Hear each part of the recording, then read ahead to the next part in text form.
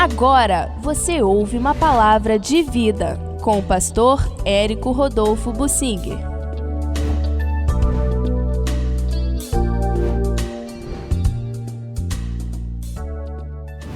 Na sedução e nos escândalos, o verdadeiro teste do discipulado. Nós temos na Bíblia orientações, mas nós temos na Bíblia exemplos, pessoas, situações descritas na Bíblia que nos trazem exemplos, que nos fazem pensar.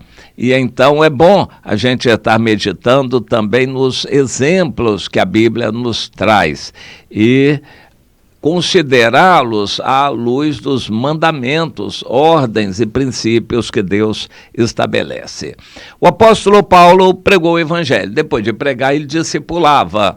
E quando havia um número de discípulos, um determinado número, ele organizava uma igreja, uma célula da igreja.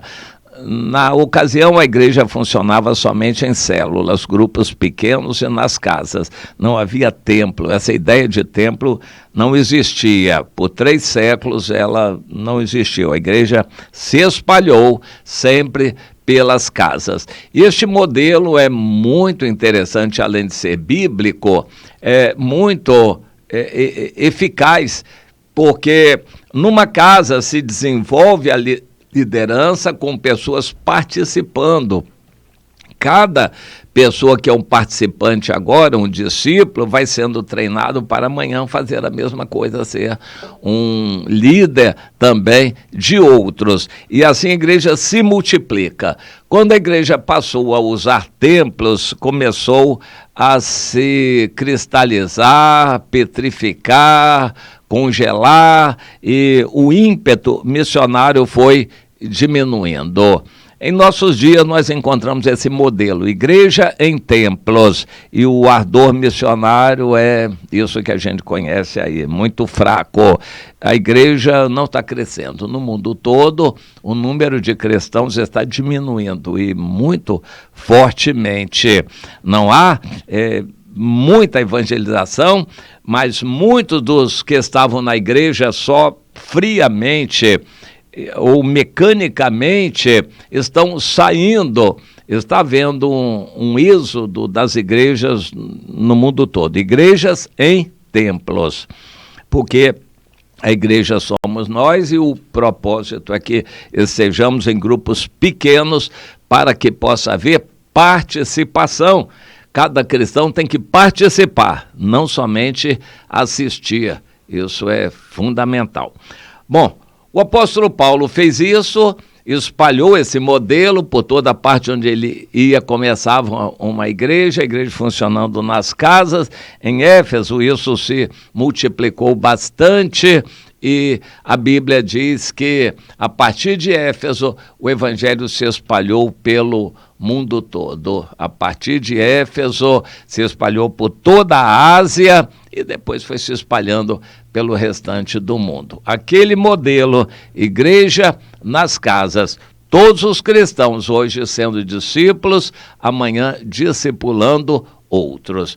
O modelo de hoje é: venha para a igreja no templo, fique ali a vida inteira e não cresça espiritualmente, continue a ser a mesma coisa por 10, 20, 30, 50 anos. Esse modelo é um modelo que Deus está combatendo em nossos dias, usando os inimigos para perseguir, fechando templos no mundo todo e despertando o povo para a igreja em células, a igreja em grupos pequenos nas casas.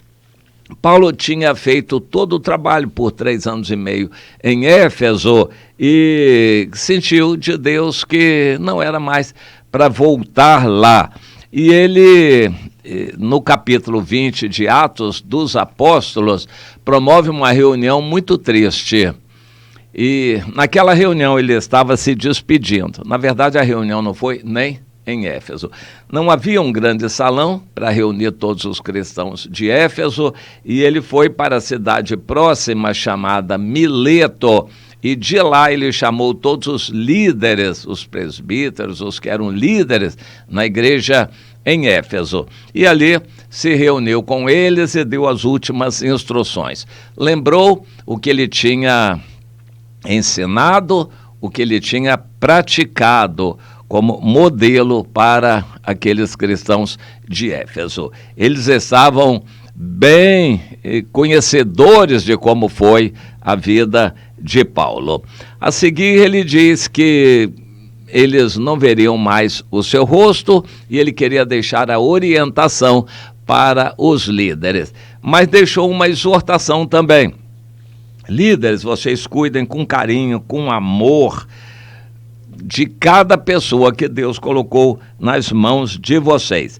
Mas eu já vou alertar vocês que depois da minha partida, entre vós penetrarão lobos vorazes, que não pouparão o rebanho, e que dentre vós mesmos se levantarão homens falando coisas pervertidas para arrastar os discípulos atrás deles.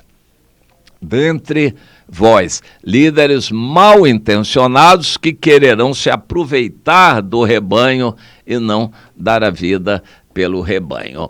Infelizmente, esse estilo religioso, de profissionalismo religioso, perdura até nossos dias. Existem muitos que estão à frente de igrejas porque é o ganha-pão deles, é o salário deles. Eles estão encenando uma coisa que eles não vivem e não dão a vida por ninguém. Se a coisa apertar ali, eles saem e vão procurar outro emprego em outro lugar. É muito triste isso. Paulo já tinha alertado. O lobo é o animal que come a ovelha. Ele vem de mansinho, vem fingindo e pega aquela ovelha desavisada, a ovelha distraída que está afastada do rebanho. Ah, como isso dói. O primeiro passo é a ovelha se afastar do rebanho. Deus instituiu a ceia do Senhor através de Jesus para que pudesse se avaliar na ceia do Senhor a ligação de comunhão de cada um no corpo. As ovelhas juntas estão protegidas, mas quando uma se afasta, se isola, o lobo vem e ataca aquela ovelha. Isso é o simbolismo que Deus usa na Bíblia. Jesus usou esse simbolismo para caracterizar os líderes religiosos que querem se aproveitar dos cristãos. O objetivo é matar, roubar e destruir. São pessoas mal intencionadas que querem atacar os cristãos. E existem os cabritos e bodes, aqueles que são rebeldes no meio do povo de Deus, que são um prato feito para todo tipo de ganância e de soberba e de distração que o diabo queira fazer. São pessoas dentro do meio dos cristãos que não se consagram, acabam querendo liderar também, mas sem condições de liderar. Eles querem satisfazer o apetite deles. Dentre vós, diz o apóstolo Paulo, se levantarão homens pervertidos, falando coisas erradas para seduzir, subornar e levar embora as ovelhas. O apóstolo João fala nisso lá na primeira carta. Ele menciona os anticristos, que é quando a gente fala em anticristo, pensa naquele que será o preposto de Satanás na grande tribulação, o anticristo. Mas o apóstolo João diz que já existem anticristos no nosso meio. Desde então, anticristos são pessoas mal intencionadas, segundo o apóstolo João, que não são dos nossos e que querem perverter e distrair os nossos. Nós temos aí, no decorrer da história do cristianismo, antes da reforma, o cristianismo era um só, apareceram muitos líderes mal intencionados para carregar os liderados atrás deles. Por exemplo, na época dos cruzados, isso ainda antes do ano 1000, porque no ano 610 o Maomé começou com o islamismo, e o objetivo era uma religião que dominasse através da violência e conquistar o mundo. E lá pelo ano 700 ele já tinha tomado muito da região do Oriente Médio, e isso despertou um levante entre os cristãos que a partir dali, lá pelo ano 800, 900, eles formaram cruzadas convocando milhares ou até milhões de cristãos para se armarem e irem a pé até a terra de Canaã, até Jerusalém, para libertar o Santo Sepulcro das mãos dos muçulmanos. Desde o ano 700, eles dominam o local que é considerado o local do Templo de Salomão, desde o ano 700. Então, é muito tempo, até hoje. E os cruzados faziam aqueles agrupamentos gigantescos de pessoas para irem lutar, para libertar o Santo Sepulcro. E isso era uma distorção do Evangelho por completo. Deus não nos chamou para fazer guerras, não nos chamou para combatermos as outras religiões, ele nos chamou para pregarmos o reino de Deus. Então esses líderes foram líderes mal intencionados, tipo anticristo, que desviaram a atenção do povo de Deus. Dentro do catolicismo se levantaram aqueles que chamavam os fiéis para a adoração de algum santo, e então formavam aquele grupamento, aquela congregação de adoração daquele santo. Isso é desviar a atenção. O apóstolo João chama isso de esse desvio de atenção. Ele denunciou isto, esse desvio de atenção de Jesus a negar o Filho e o Pai. Então, quando se adora, se faz um grande chamado para adorar um determinado santo, como que sendo muito importante, deixa o Pai e o Filho de lado. Mas a coisa não parou por aí. No decorrer da história, outros movimentos se levantaram, e mais recentemente nós citamos aí Testemunho de Jeová e Mormons, que usam alguma coisa da Bíblia por interesse, mas que afastam os fiéis de Jesus como o único Salvador. Jesus é o único que pode salvar, e se você pega a Bíblia toda como Testemunha de Jeová, mas distorce o fato de que Jesus é Deus, que ele pode salvar, acabou. Então não tem validade mais a religião desse jeito, com a Bíblia na mão, porém sem Jesus no coração. Não adianta ter a Bíblia na mão se não tiver Jesus no coração. Em nossos dias, em muitos meios evangélicos, se distorce para buscar a bênção, dinheiro, prosperidade, isto é, mudar por completo também o foco, mudar aquilo que Deus estabeleceu.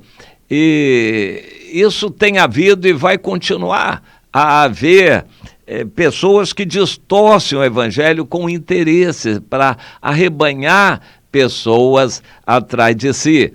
O Joseph Smith, que criou a igreja chamada dos Mormons, foi um sujeito que teve, desde os 14 anos de idade, alguma revelação, que nós sabemos que não era de Deus, e por fim recebeu orientação para fundar uma nova religião, porque todas as outras não serviam. O cristianismo não valia.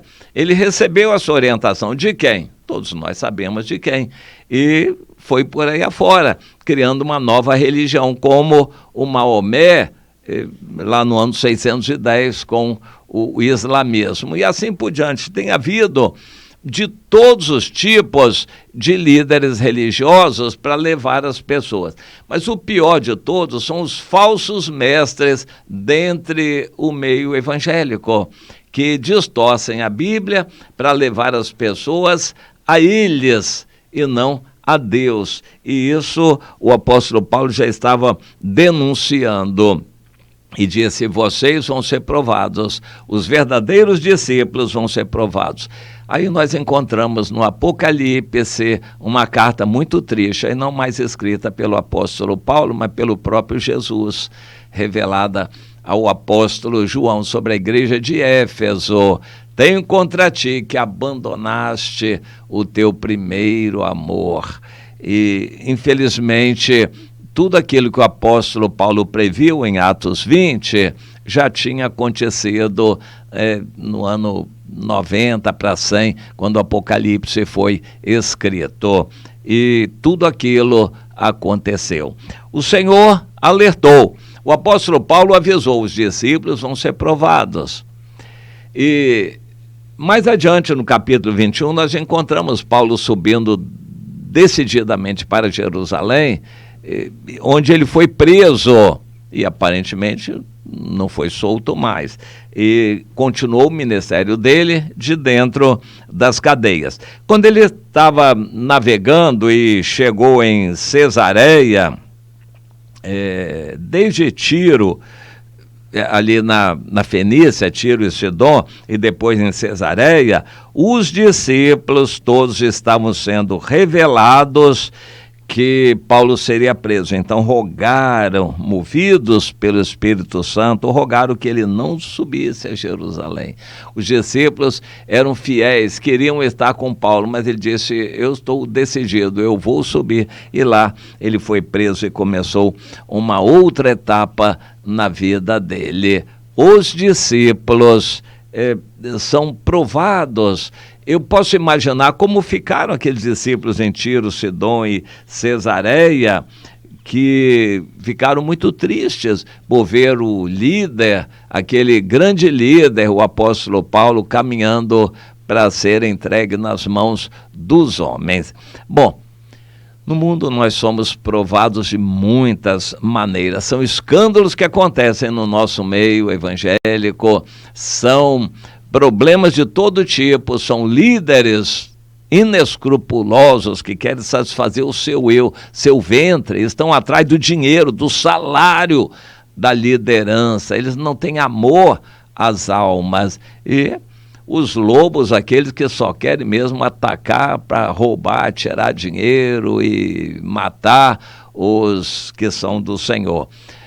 Dias difíceis. Discípulos foram provados, discípulos estão sendo provados, discípulos serão mais provados ainda. No discipulado, nós vemos o teste. Aquele que é bem discipulado fica firme no Senhor e haja o que houver nos momentos mais difíceis, ainda que o seu líder seja preso, eles continuam firmes.